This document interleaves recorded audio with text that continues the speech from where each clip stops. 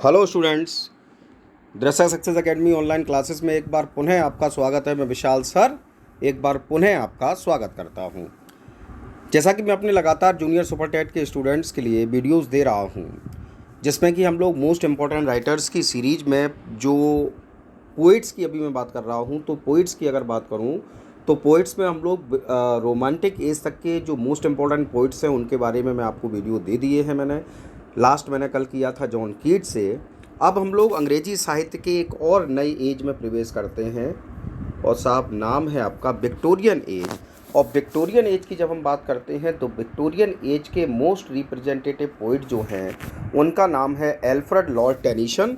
तो आज के वीडियो में हम बात करेंगे एल्फ्रेड लॉर्ड टेनिसन साहब की, जिनका लाइफ स्पान मैंने लिखा है 1809 टू 1892, यानी कि 1809 में जन्म और 1892 में इनकी मृत्यु। ठीक है ना साहब। तो एल्फ्रेड लॉर्ड टेनिसन, ध्यान रख लीजिए आप, ये क्या है? रिप्रेजेंटेटिव विक्टोरियन पोइट हैं साहब, विक्टोरियन एज के पोइट हैं, रिप्रेजेंटेटिव हैं। ठीक है ना साहब। और बहुत महत्वपूर्ण लेखनी इन्होंने लिखी है। तो आज के इस वीडियो में हम लोग इनकी पूरी जीवनी के बारे में पढ़ेंगे, यानी कि बायोग्राफी पढ़ेंगे इनके मोस्ट इम्पॉर्टेंट वर्क्स के बारे में पढ़ेंगे, और साथ ही साथ क्वेश्चन भी ये तीनों अब मैं एक ही वीडियो में दूंगा। ऐसे ही आगे के राइटर्स भी तीनों चीज़ें एक ही वीडियो में दिया करूंगा, क्योंकि अब समय थोड़ा सा कम रह गया है। तो थोड़ा सा वीडियो मेरा ज़रूर बड़ा बनेगा, लेकिन आपको एक ही वीडियो में पूरा राइटर कंप्लीट मिल जाएगा। तो साहब पहला पॉइंट हम लोग डायरेक्ट स्टार्ट करते हैं। Alfred Tennyson was born in 1809 at Somersby in Lincolnshire on August 6, यानी कि एल्फ्रेड टेनिसन साहब का जन्म 1809 में सोमर्सबी नामक स्थान पर, जो कि लिंकनशायर में पड़ता है, वहाँ 6 अगस्त को हुआ था। नंबर 2, दूसरा पॉइंट आपके लिए लिखा है, he was the fourth of 12 children of George Clayton Tennyson the rector of Somersby. यानी कि अगर बात करें तो इनके पिता का नाम था जॉर्ज क्लेटन टेनिसन, और इनके परिवार में कुल मिला के 12 चिल्ड्रन थे, 12 बच्चे थे, जिसमें कि टेनिसन साहब का नंबर था 4th, यानी कि 12 बच्चों में टेनिसन साहब चौथे नंबर की संतान थे। फादर का नाम क्या था? George Clayton Tennyson. Next point आपका लिखा है, his mother's name was Elizabeth Fytche. इनकी माँ का नाम था Elizabeth Fytche, FYTCHE, Elizabeth Fytche इनकी माँ का नाम था। नेक्स्ट पॉइंट आपका पॉइंट नंबर 4, चौथा पॉइंट है आपका, at the age of 7 he was sent to the Louth grammar school. जब इनकी उम्र 7 वर्ष की थी तब ये स्कूल में पढ़ने गए, और जिस स्कूल में पढ़ने गए उसका नाम था लाउथ ग्रामर स्कूल। पॉइंट 5 है आपका, in 1828 he went to Trinity College Cambridge. 1828 में ये ट्रिनिटी कॉलेज कैम्ब्रिज में पढ़ने के लिए गए। Where he made acquaintance with his greatest friend Arthur Henry Hallam. और जहाँ इनकी मुलाकात और इनकी मित्रता जो है वह इनके जो ग्रेटेस्ट फ्रेंड रहे हैं आर्थर हेनरी हेलम, तो उनसे इनकी मित्रता हुई यहाँ ट्रिनिटी कॉलेज कैम्ब्रिज में। साहब ये नाम विशेष रूप से ध्यान रखना, आर्थर हेनरी हेलम, क्योंकि आर्थर हेनरी हेलम के ऊपर बहुत कुछ लिखा है टेनिसन साहब ने। ठीक है साहब। तो नेक्स्ट पॉइंट है आपका, यही इनकी लाइफ का एक पहला मेडल इन्हें मिला। Tennyson got chancellor's gold medal for his poem Timbuktu in 1829।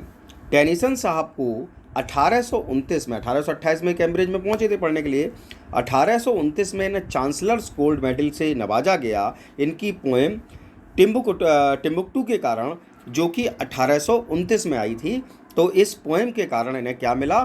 Chancellors gold medal मिला साहब। क्या मिला? चांसलर्स गोल्ड मेडल मिला।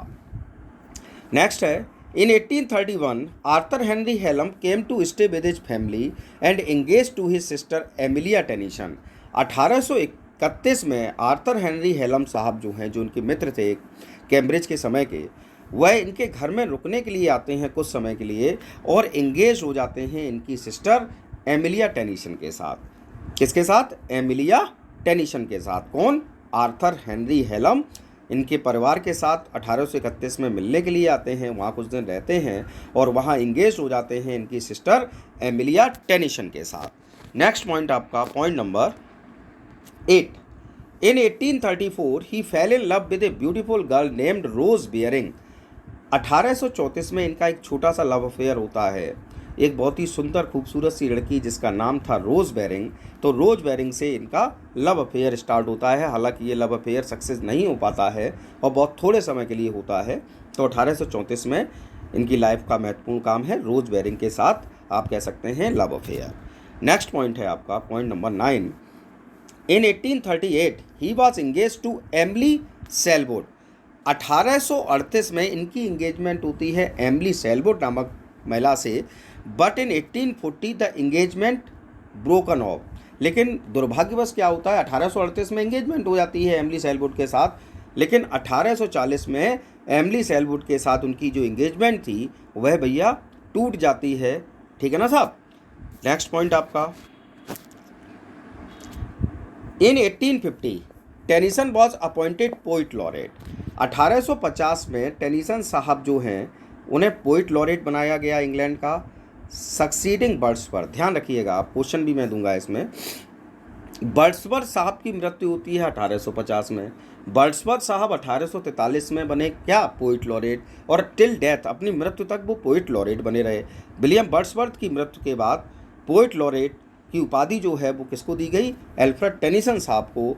इन the same year on 13 June he married with Emily Sellwood. तो 1850 इनकी लाइफ में थोड़ा सा अच्छा आप कह सकते हैं क्योंकि 1850 में ये पोइट लॉरेट भी बनते हैं और साथ ही साथ जो इनकी एंगेजमेंट एमिली सेलवुड से 1840 में ब्रोकन ऑफ हो गई थी, टूट गई थी, उन्हीं एमिली सेलवुड से 1850 में इनका विवाह हो जाता है। Now the next point number 11। In 1884 Queen Victoria made him Baron Tennyson. 1884 में क्वीन विक्टोरिया जो थी, क्योंकि विक्टोरियन एज हम पढ़ रहे हैं तो रानी उस समय रानी विक्टोरिया थी, वह टेनिसन साहब को बैरन टेनिसन बनाती हैं ऑफ कायका एल्डवर्थ नामक स्थान का in the country of Sussex, जो कि कहाँ पड़ता है, ससेक्स का एक कंट्री है। Of fresh water in the Isle of Wight, of fresh water in the Isle of Wight on 11 March 1884 he took charge in the House of Lords. और आप कह सकते हैं मार्च 1884 में ये अपना कार्यभार संभालते हैं हाउस ऑफ लॉर्ड्स में। ठीक है ना साहब। तो इसीलिए इनको एल्फ्रेड लॉर्ड टेनिसन कहा गया। वैसे इनका नाम क्या था, एल्फ्रेड टेनिसन, लेकिन चूंकि इन्हें बैरन टेनिसन की उपाधि दी गई, ये हाउस ऑफ लॉर्ड्स के सदस्य बने, तो इस कारण से इनके नाम के साथ लॉर्ड भी जुड़ा और पूरा नाम हो गया Alfred Lord Tennyson. Now the next point is Tennyson died at Aldworth on 6 October 1992। Aldworth में जहाँ ये इनको बैरन की उपाधि मिली थी, तो भैया उसी एल्डवर्थ में 6 अक्टूबर 1992 को इनकी डेथ हो जाती है। He was buried in Westminster एबे, और इनको दफनाया कहाँ जाता है, वेस्टमिनिस्टर एबे में, next to the grave of Robert Browning. कहाँ, रॉबर्ट ब्राउनिंग की कब्र के पास ही इनको दफनाया जाता है। रॉबर्ट ब्राउनिंग भी विक्टोरियन एज के बहुत महत्वपूर्ण पोइट हैं और टेनिसन साहब के बड़े अच्छे मित्र भी हैं, लेकिन अनफॉर्चुनेटली ब्राउनिंग साहब की डेथ पहले हो गई थी। तो जहां ब्राउनिंग साहब को दफनाया गया वहीं पास में ही अगली जो कब्र बनाई गई वो टेनिसन साहब की बनाई गई, जब उनकी मृत्यु 6 अक्टूबर 1992 को हो गई थी। ठीक है साहब। सॉरी, यहाँ थोड़ा सा गलत हो गया है, 6 अक्टूबर 1992 नहीं है, 1892 है, राइटिंग मिस्टेक हो गई है, तो सॉरी उसके लिए।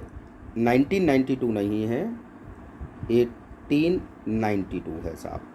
ठीक है, तो उसके लिए सॉरी। चलिए अब इनके मेजर वर्क्स की बात कर लेते हैं। प्रमुख कार्य इनके क्या क्या हैं, कब कब पब्लिकेशन होता है। तो major works, Tennyson first publish collection was, Tennyson साहब का पहला पब्लिश कलेक्शन था, नाम था his boys rhymes and those of his elder brothers Charles and Frederick. जो देखिए मैंने डबल इन्वर्टेड कॉमास में लिखा है, his boys rhymes and those of elder brother Charles and Frederick entitled poems by 2 brothers published in 1827। और इसका entitle क्या किया गया था, पोएम्स के नाम से जो कि 2 भाइयों ने लिखी और बाय 2 ब्रदर्स, और इसका पब्लिकेशन होता है 1827 में, 1827 में। तो ये टेनिसन साहब का पहला पब्लिश्ड वर्क था। तो ये तो 2 लोगों का वर्क हो गया साहब, ठीक। अब दूसरा जब आप देखेंगे, he published first solo collection of poems in 1813। अगर सोलो कलेक्शन की बात की जाए, यानी कि अपना अकेला वर्क जो इनका पब्लिश हुआ पहला, तो वो हुआ 1830 में। और ये क्या थे बेटा? कलेक्शन ऑफ पोएम्स, कुछ कविताओं का संग्रह था जो कि 1830 में पब्लिश हुई। नेक्स्ट आपका है थर्ड पॉइंट। इन 1833, 1833 में he published his second book of poetry. 1833 में इनकी दूसरी बुक ऑफ पोइट्री पब्लिश होती है, included his famous poems like the Lady of Shalott. और ये जो दूसरा पब्लिकेशन होता है 1833 में, इसमें इनकी एक बहुत ही बेहतरीन पोएम जो है वह प्रकाशित हुई थी, और नाम था द लेडी ऑफ शैलट पोएम का। जिन्होंने भी एमए किया है मेरे स्टूडेंट्स ने, उन्होंने लेडी ऑफ शैलट पढ़ा होगा। फोर्थ नंबर है आपका, इन 1833 हिज फ्रेंड हेलम डाइड। देखिए आर्थर हेनरी हेलम, मैंने अभी आपको बताया था कि विशेष ध्यान रखिएगा ये नाम। तो 1833 में अनफॉर्चुनेटली आर्थर हेनरी हेलम की डेथ हो जाती है, और उनकी याद में इन्होंने कुछ बहुत महत्वपूर्ण पोएम लिखी है। नाम है जैसे कि इन मेमोरियम और ब्रेक ब्रेक ब्रेक। इन मेमोरियम और ब्रेक ब्रेक ब्रेक, ये पोएम जो हैं वो टेनिसन साहब ने अपने प्रिय मित्र आर्थर हेनरी हेलम की मृत्यु के बाद 1833 में लिखी थी। ध्यान रखना, लिखी थी, पब्लिश्ड नहीं हुई थी, 1833 में लिखी थी। नेक्स्ट है आपका, इन 1842 ही पब्लिश्ड 2 वॉल्यूम्स ऑफ पोएम। 1842 में इन्होंने 2 और पोएम्स के वॉल्यूम जो थे उनको प्रकाशित किया। In volume first he revised his earlier poems. पहला वॉल्यूम अगर बात करें तो जो उनकी शुरुआत की पोएम्स थी उनको रिवाइज किया इन्होंने। In volume second he published poems like Ulysses और टिथोनिकस। और अगर सेकंड वॉल्यूम की बात करें तो सेकंड वॉल्यूम में इनकी जो मोस्ट फेमस पोएम्स में से एक यूलिसस इनके सेकंड वॉल्यूम से है।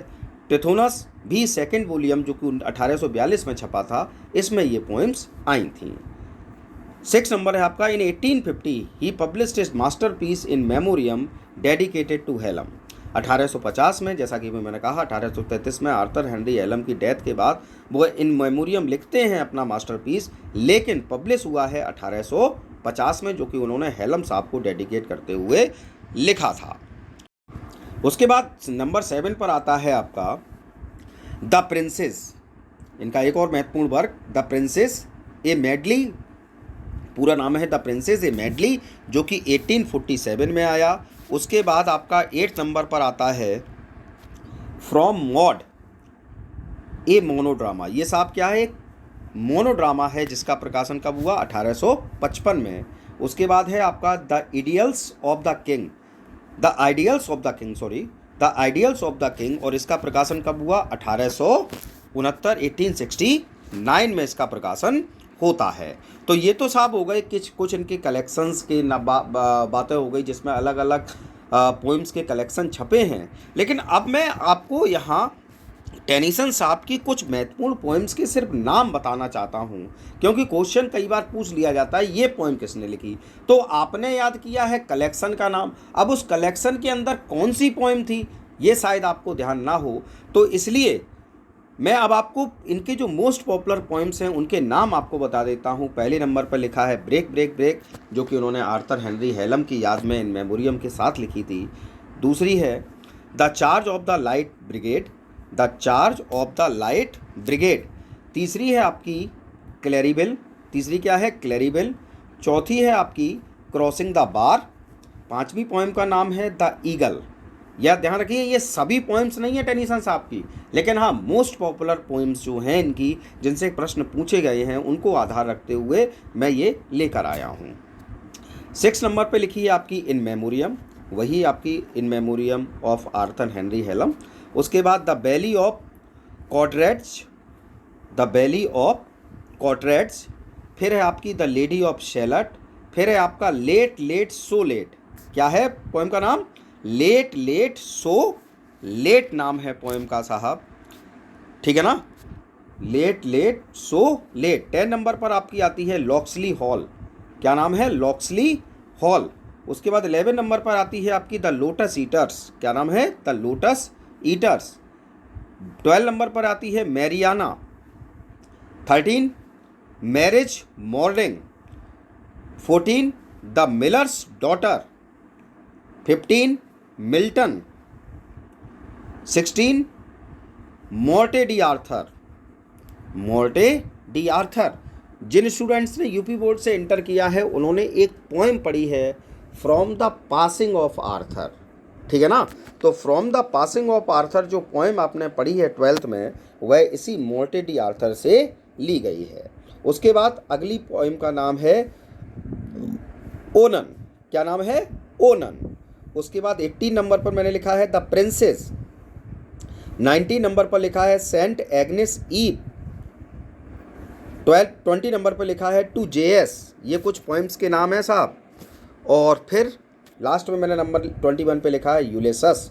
तो ये कुछ बहुत ही महत्वपूर्ण पोएम्स हैं जिनके बारे में कई बार क्वेश्चन पूछा जाता है कि ये पोएम किस राइटर ने लिखी। और मैं जैसा कि आपको बताया था, जनरल इंट्रोडक्शन सिर्फ आपका पूछा जाना है राइटर्स और उनके वर्क का, तो उनकी अंदर की लाइंस जो हैं वो नहीं आएंगी। यहाँ मैं आपको टेनिसन साहब के बारे में एक बहुत महत्वपूर्ण फैक्ट बता दूं कि टेनिसन साहब अंग्रेजी साहित्य के दूसरे ऐसे लेखक हैं जिनकी द्वारा लिखी गई लाइंस जो हैं वो कोटेशन के रूप में वर्ल्ड में दूसरे नंबर पर प्रयोग होती हैं।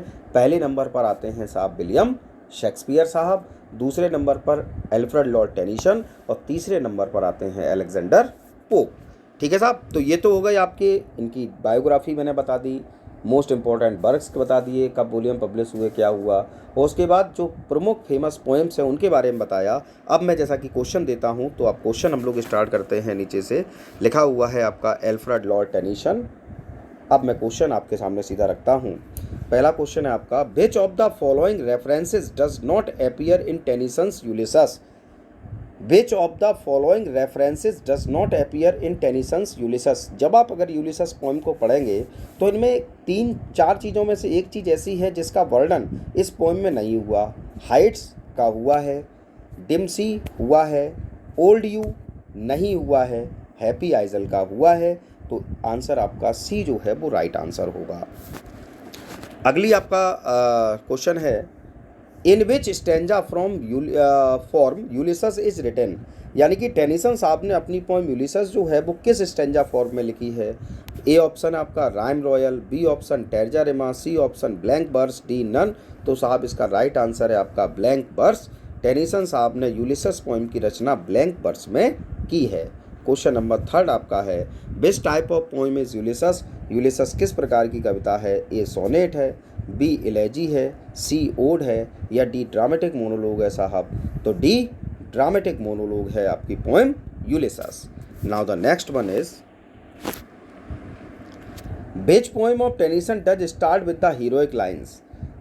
टेनिसन साहब की कौन सी पोएम है जिसकी आरंभ जो है वो इन हीरोइक लाइन से होती है। Courage, mark of exclamation, he said and pointed towards the land.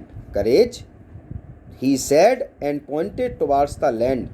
आपके सामने ऑप्शन रखता हूँ मैं, A Morte d'Arthur, B Ulysses, C break break break, और डी है आपका द लोटस ईटर्स। तो साहब इसका राइट आंसर है आपका D the lotus eaters. Question number 5 आपका आता है, Tennyson was appointed the poet laureate in the year. Tennyson साहब किस वर्ष में पोइट लॉरेट बने। तो अभी मैंने आपको बताया था 1850 में, सीधा सीधा आंसर है इसका। 1850 में पोइट लॉरेट की उपाधि मिली थी टेनिसन साहब को। अगला point number 6, Tennyson's poem in memoriam was written in memory of. Tennyson साहब ने इन मेमोरियम पोएम किसकी याद में लिखी है। तो अभी मैं आपको बता चुका हूँ। Option A Hallam, B Edward King, C Wellington और डी शैली। तो साहब राइट आंसर है आर्थर हेनरी हेलम की याद में इन्होंने इन मेमोरियम की रचना की है। Now the next question is question number 7 question आपसे पूछा गया है, how many sections are in the poem in memoriam. Memoriam poem जो है उसमें कुल मिलाकर कितने सेक्शंस में ये पोएम डिवाइड है। तो साहब लिखे हैं ऑप्शन 130, बी 131, सी 132, डी 133। तो साहब इन मेमोरियम जो है वो आपकी टोटल 131 सेक्शंस में पोएम डिवाइड है। उसके बाद the town mentioned in the poem Lady of Shalott by Tennyson as. जब हम पोएम लेडी ऑफ शैलट पढ़ते हैं तो लेडी ऑफ सैलट में एक टाउन का नाम आया है, तो साहब आपको इस टाउन का नाम बताना है। ए ऑप्शन है आपका लंदन, बी ऑप्शन है आपका यॉर्क, सी ऑप्शन है आपका कैमलोट और डी ऑप्शन है आपका ऑक्सफोर्ड। तो साहब इसका राइट आंसर है आपका सी, यानी कि कैमलोट। क्या आंसर है आपका? C, Camelot. Now the next question is question number 9। Who calls Milton God gifted organ voice of England? ध्यान से समझ लीजिए question. Who calls Milton God gifted organ voice of England? किसने कहा मिल्टन साहब को God gifted organ voice of England? Arnold साहब ने कहा है क्या, वर्ड्सवर्थ साहब ने कहा, ग्रे साहब ने कहा या टेनिसन साहब ने कहा?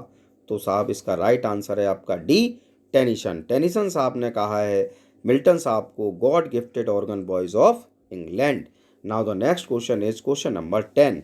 Queen Victoria found great solace in her grief from one of Tennyson's poem. What is the title of the poem?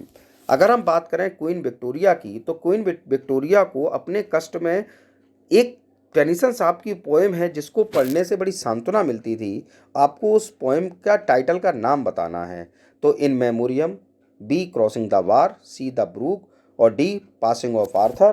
तो साहब राइट आंसर है आपका A, In Memoriam. Now the next question is, when did the poem of the Ideals appear?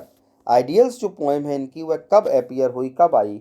तो साहब option है 1885, 1844, 1853, 1890। तो इसका right answer है आपका 1885। अगला क्वेश्चन है आपका, to follow knowledge like a sinking star beyond the utmost bound of human thought, who wrote these lines? बहुत फेमस, जैसा कि मैंने कहा कि मोस्ट फेमस लाइंस आपकी जो कोटेशन के रूप में यूज होती हैं वो दूसरे नंबर पर टेनिसन साहब की हैं, तो उसी में से एक लाइन यहाँ रख दी गई है आपके लिए।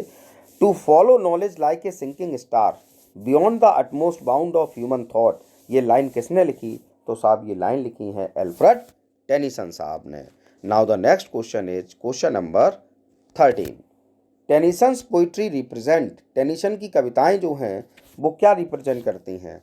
Victorian prudery, Victorian spirit of questioning and loss of faith, Victorian compromise या D Victorian pessimism?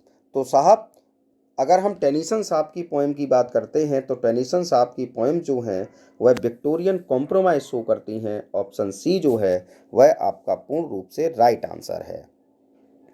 Break break break was written on the death of, break break break जो है वो किसकी मृत्यु पर लिखी गई? John Keats, William Wordsworth, Leigh Hunt और डी आर्थर हेलम। तो साहब इसका आंसर जो है वो आप बताइएगा, मैं नहीं बता रहा हूँ। Next question is question number 15। 15 number question है आपका, the name of Alfred Tennyson's famous elegy is? आपको फेमस एलेजी का नाम बताना है टेनिसन साहब की। तो लिसिडस, एडोनिस, यूलिसस या इन मेमोरियम? तो लगातार मैं आपको बता रहा हूँ, इन मेमोरियम याद में लिखी अपने मित्र आर्थर हेनरी हेलम की, जिनकी मृत्यु 1833 में हो गई थी। 1833 में इन मेमोरियम की रचना की है टेनिसन साहब ने। तो नेचुरल सी बात, इसका राइट आंसर है आपका इन memoriam.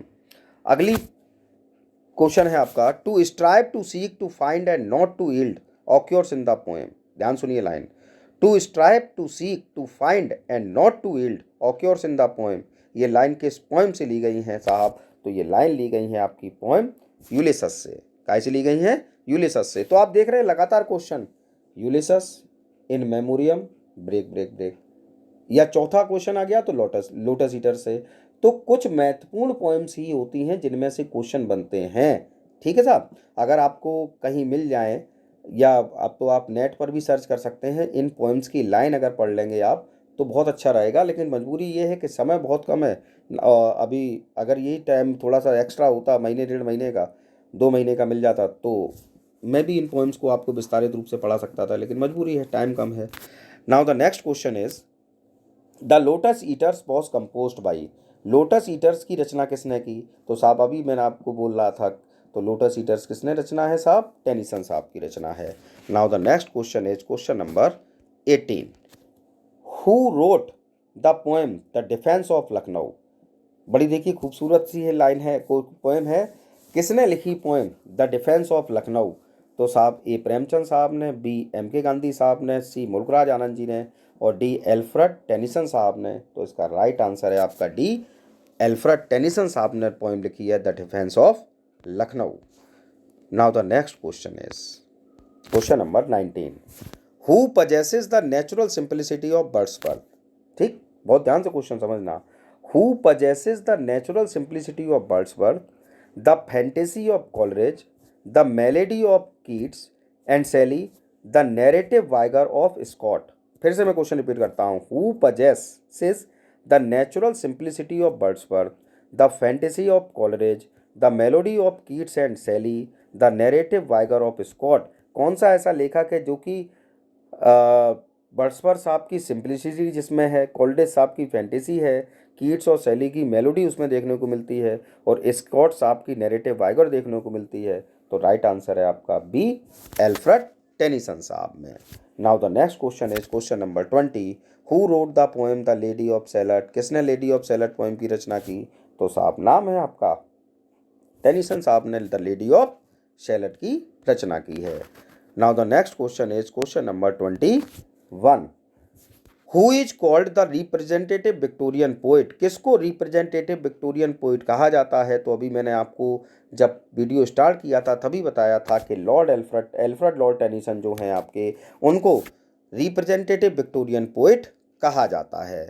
Now the next question is question number 22। क्या कह रहा है साहब, सुनिए। The charge of the light brigade by Tennyson commemorates the battle of.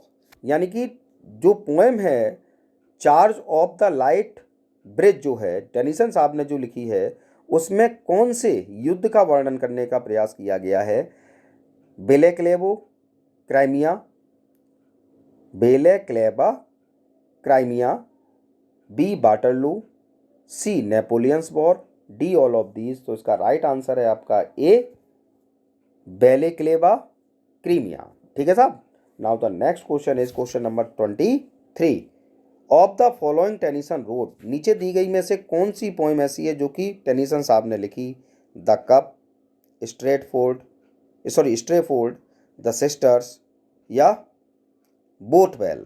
तो साहब इसकी रचना जो है टेनिसन साहब ने इनमें से की है, तो उसका नाम है पोएम का the sisters. Now the next question is question number 24। The old order changed yielding place to new. पुराने नियम परिवर्तित होते हैं, नए नियम उनके स्थान पर आ जाते हैं। ये लाइन टेनिसन साहब की किस पोएम से ली गई है। ए In Memoriam, B lotus eater, सी यूलिसस और डी पासिंग ऑफ आर्थर। इसका प्रश्न का उत्तर जो है वो आप मुझे बताएंगे, क्योंकि हम सब ने इस पोएम को पढ़ा है और इसलिए इस प्रश्न का उत्तर आप मुझे बताइएगा।